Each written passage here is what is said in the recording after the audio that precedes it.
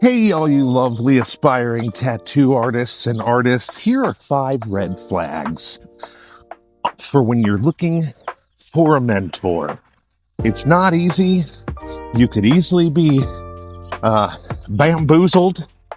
And I got some good ones here for you. So let's start right out the gate.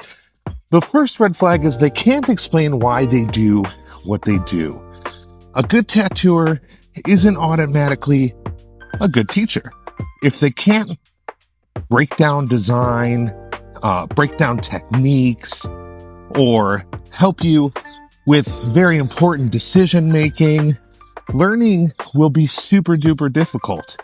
So make sure that when you're interviewing a mentor, that you ask them, why do you want to mentor me? And see what you come up with. Red flag number 2. They promise you'll be tattooing real soon, too quickly. Anyone that's offering you a tattoo apprenticeship and says something like, don't worry, you'll be tattooing in a few weeks, or a couple months from now, you'll be sitting right there doing tattoos. That is not someone who is passionate about teaching you the right way to approach getting into tattooing. That's someone who's probably looking for a quick way to get you on the floor to make a couple bucks off of you. And I guarantee you with those kind of mentors, they've done it to other people before. So maybe check out their comments, see if anybody is, on there talking a little poopy about them. Anyways, red flag number 3. Their artwork and their tattoos don't really match the level that you personally would like to achieve. If you wouldn't want their portfolio in 5 years, then think carefully before you choose them to teach you. You want to be very picky and pay attention to what's lighting you up inside. And the better you get at finding out who you are and what kind of art you want to create, the better you'll get at, finding the right mentor to get you there. Because it's really easy to just grab the first thing that lights up because it's so super exciting to get a tattoo apprenticeship and maybe this is your chance, and I'm guilty of this. I've done this.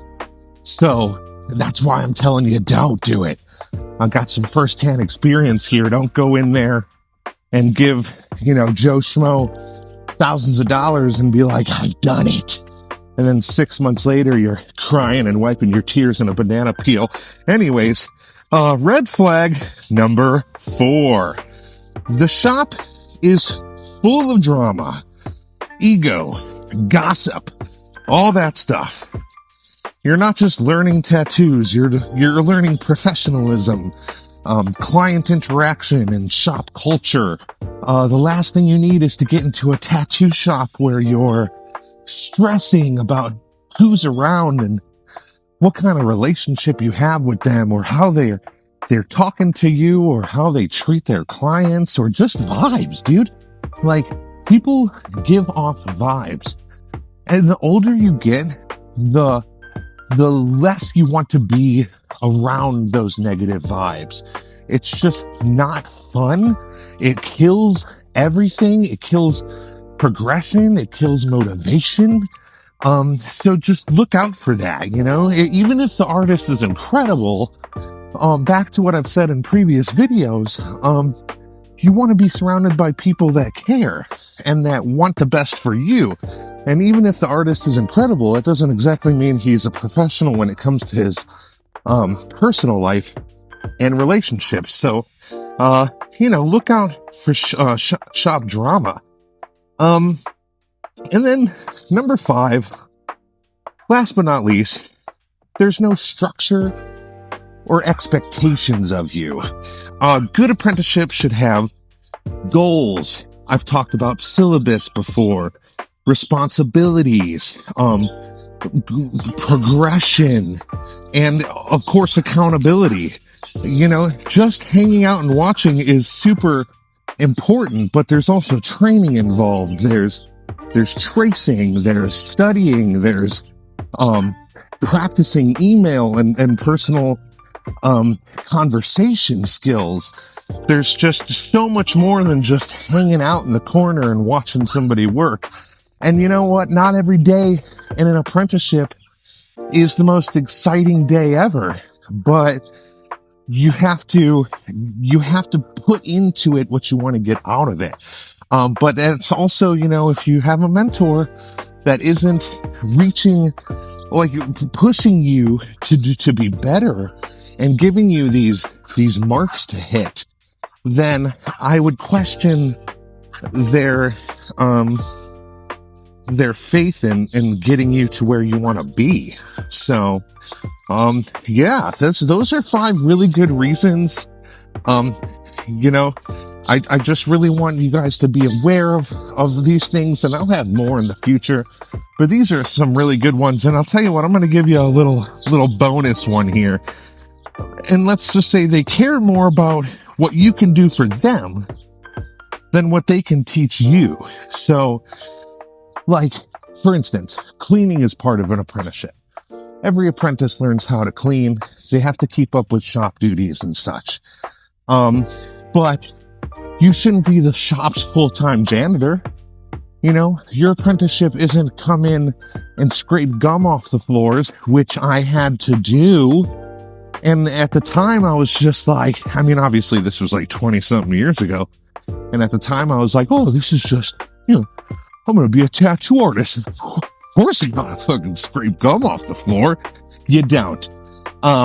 If they ask you to, sure. There's a little piece of gum, I got it. But like, if they're spitting the gum on the floor and asking you to scrape it, I don't think they really care about you. Also, another big red flag, make sure that you're not just sitting around and not getting any real education. Like, that's a big problem. If you're going home and you're feeling mentally exhausted and physically exhausted, and you look at your notebook and it's empty, and you pick up your pencil when you draw and you don't feel like you've gained some sort of knowledge or at least feel a couple steps forward, that's a big problem. Like, you're learning how to tattoo, but when you're learning how to tattoo, you're also learning about, the art education never ends for the people who love it. It's just an ongoing thing, and it shouldn't end, because there's just so many different styles, so many different types, and really the limit to what you teach yourself is just what you set for yourself. So like, set your goals higher. If you want to be a good portrait artist, study portraits for a while. And I'm not saying like 2 weeks, like really dive into portraits. And that doesn't mean you can't do other things while you're learning about portraits. You just got to build these systems. You'll hear me talk about that a lot. You got to build systems, and systems are going to get you to success, because systems help you stay consistent. And that's what we want. We want accountability. We want consistency. And eventually we want a career that we really, really enjoy and love. And we want to help people and affect their lives in a positive way. So that's all I got for you today. I really appreciate you hanging out. Once again, just taking my dog for a walk, and thought it'd be a fun video for you guys to listen to when you're taking your dog for a walk, or your iguana, or your ferret, or some people will take their cake for a walk. Cake walk. Anyways, have a great day. Thanks for stopping by. Don't forget to follow.